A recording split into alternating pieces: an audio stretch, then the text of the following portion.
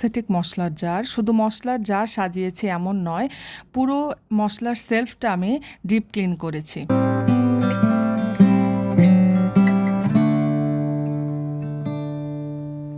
Don't know what's wrong, something isn't right. I feel I belong. Hello everyone, আসসালামু আলাইকুম। আমি ফারজানা, আমার channel happy home with Farzana আরেকটা নতুন ব্লগ নিয়ে সবাইকে স্বাগতম। আজকের দিনটা শুরু করেছি সকালের নাস্তা দিয়ে ডাল পরোটা ডিম পোচ বানিয়ে ডিমটা আমি আজকে শুরু করলাম। এছাড়া থাকছে দুপুরে গরু মাংস রান্না আর আমার পুরো দিনে ঘরের কী কাজ করেছি। আমি আসলে পরিবারের জন্য ভালোবাসা দিয়ে রান্না করতে আমার বেশ ভালো লাগে, পাশাপাশি প্রতিদিনের ঘরের কাজগুলো করতেও আমার ভালো লাগে। এই তো সকালে হেল্পিং হ্যান্ড আমার হাঁড়ি পাতিলগুলো ধুয়ে রেখে গিয়েছে, তারপর আমি এগুলো একটু রোদে দিয়েছি। আসলে জানেন কি, প্রতিদিন একটু সূর্যের আলো শুধু আমাদের শরীরের জন্য নয়, ঘরের জিনিসপত্রগুলোর জন্য অনেক উপকার। সূর্যের আলো ঘরের স্বেচ্ছাতে বা কমাতে অনেক বেশি সাহায্য করে। এছাড়া ঘরে যে দুর্গন্ধ হয় এবং অনেক ধরনের জীবাণু যে বৃদ্ধি পায় তা কমাতে সাহায্য করে। তাই আমি চেষ্টা করি আমার হাঁড়ি পাতিল, আমার যে সার্ভিং ডিশগুলো আছে এগুলো সব একটু রোদে শুকাতে। এই তো আজকে আমি সকালে একটু ডাল পরোটা তৈরি করে নিচ্ছি। ডাল পরোটার জন্য আমি প্রথমে এই তো লেচি কেটে নিয়েছি। 5টা পরোটাই তৈরি করব। ডাল পরোটা ডালের যে কিমাটা সেটা আমি একটু আগেই প্রিপেয়ার করে রেখেছিলাম। এর মধ্যে আমি ডালটা হলুদ এবং কিছু গরম মশলা, মরিচের গুঁড়া এগুলো দিয়ে আমি সিদ্ধ করে নিয়েছি।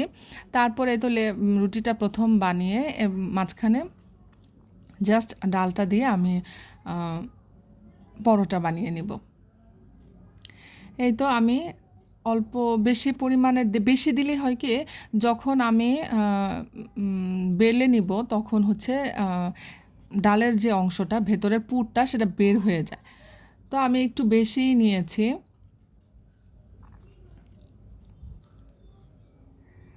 আমার ছেলের এইটা ধরনের ডাল পরোটা বা আলু পরোটা সেগুলো খুব ভালো লাগে। আমরা যদি একটু স্পাইসি খেতে চাই তখন হচ্ছে শুকনো মানে পেপ্রিকা যেটাকে বলে, অথবা হচ্ছে কাশ্মীরি মরিচের গুঁড়া, অথবা আমি হচ্ছে শুকনা মরিচের যে গুঁড়াটা হয় সেটা আমি ব্যবহার করি। তো এই তো সকালের নাস্তাটা আমি প্রিপেয়ার করব। সকালের নাস্তায় তো পরোটাটা আমি ভেজে নিচ্ছি।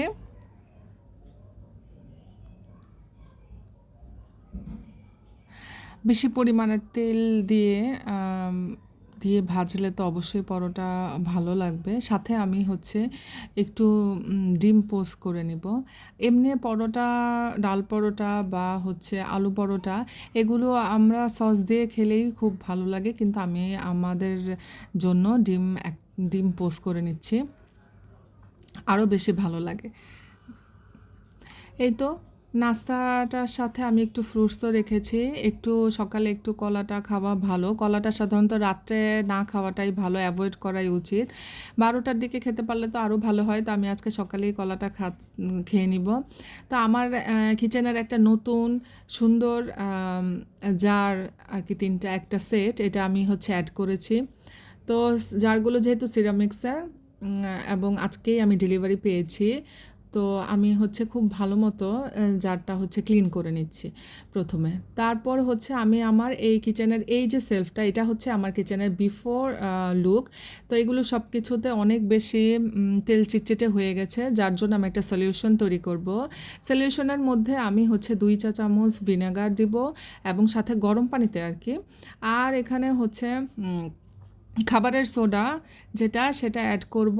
আর ভিম লিকুইড বা যে কোনো ধরনের লিকুইড, আমি হচ্ছে হাঁড়ি পাতিল মাজার লিকুইড অবশ্যই। তারপরে আমি একটা সলিউশন তৈরি করে নিলাম। এইটা লিকুইডটা দিয়ে আমি আমার এই যে তেল চিটচিটে এত সুন্দর পরিষ্কার হয়, আপনারা দেখবেন যে মানে সত্যি অনেক কার্যকর। এটা এত কার্যকর, আপনারা আমার দেখলেই বুঝতে পারবেন।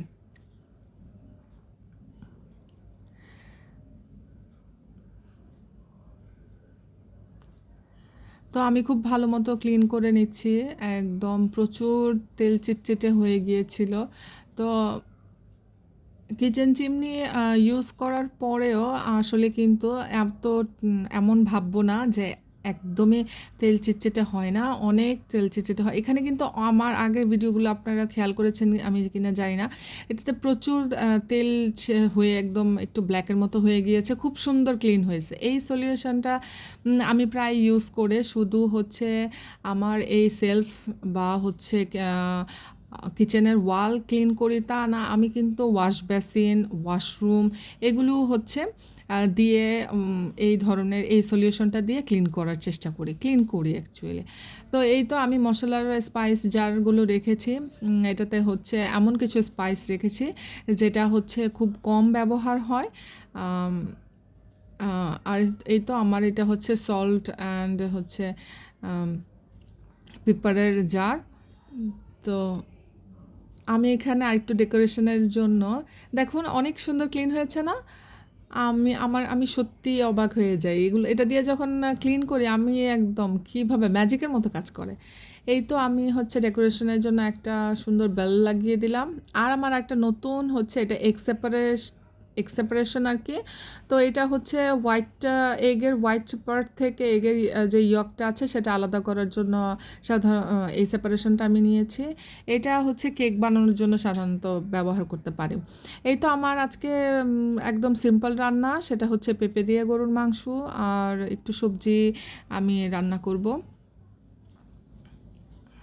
তো পেঁপে দিয়ে গরুর মাংস আমি প্রেসারে দিয়ে দিব। আহ, একটু পানিটা বেশি দিব যেন একটু ঝোলঝোলের পরিমাণটা বেশি হয়।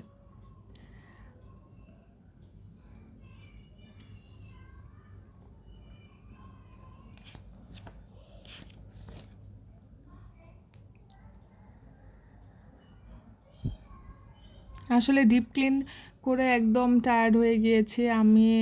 অনেক কিছু রান্না একদমই ইচ্ছা করছিল না, তারপরও হচ্ছে একদমই না করলেই না এতটুকু। তো যেটা খুব শর্টকাটে হয় এমন রান্নাটাই আমি বেছে নিয়েছি। গরুর মাংসটা আমি আগেই বের করে রেখেছিলাম। তো মাংসটা কিন্তু রান্না করা আমার কাছে খুব শর্টকাট মনে হয়। সবজি মাছের তরকারি যদি এই ধরনের রান্নাগুলো অনেক সময় লাগে, এর জন্য সবজি কাটতে হয়, তারপরে এক্সট্রা যে যেমন আপনি যদি গার্নিশিংয়ের জন্য টমেটো, ধনেপাতা, কাঁচামরিচ একটা বিশাল আয়োজন থাকে। বাট গরুর মাংসটা হচ্ছে আমার যদি করা থাকে, যেমন আমার আদা রসুনটা করা আছে, তারপর হচ্ছে টমেটো যে পিউরিটা থাকে, পেস্ট, পেঁয়াজের কাঁচামরিচের পেস্ট এটাও করা ছিল। তো গরুর মাংসটা রান্না করা আমার কাছে ইজিই লাগে, মাংসটা কাটাও ছিল আমার। তো আমি আমার নেক্সট রেসিপি যে ভাজিটা করছি সেটাতে ধনেপাতা লবণ দিয়ে দিলাম, আপনারা সবাই অবশ্যই চিনেন। তো এটা আমি ডিম দিয়ে করেছি সুসিন্দা ভাজিটা। তো এই তো আমার রান্না ডান। এখন এই যে দেখেন ঝোলটা একটু বেশি পরিমাণে রেখেছি, পেঁপেটাও সাথে আছে। তো আমি এখন সার্ভ করে নিব, সার্ভ করে দেন হচ্ছে খাবার পালা। সবাইকে আমার ব্লগটা দেখার জন্য অনেক শুভেচ্ছা রইল। আমার এই ব্লগ যদি আপনাদের ভালো লাগে, কোনো কিছু উপকারে আসে, তাহলে অবশ্যই আমার লাইক দিয়ে কমেন্টস করে সাবস্ক্রাইব করে আমার পাশে থাকবে। নতুন হলে সাবস্ক্রাইব করে আমার পরিবারের একজন হয়ে যেতে পারেন। সবাইকে নেক্সট ব্লগ দেখার জন্য অনেক আমন্ত্রণ